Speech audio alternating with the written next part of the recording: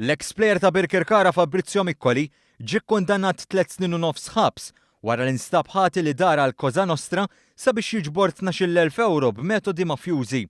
Il-każ imur lura l bejn l-2010 u l-2011 meta Miccoli qabad lil ħabib tiegħu Mauro Lauricella iben il-mafjuż Antonino magħruf bħala Uxintilluni biex jiġborlu 12,000 euro li kellu jagħtih ħabib tiegħu dwar biċċa negozju marbuta ma' tmexxija ta' diskoteka fil-gżira ta' Femmine.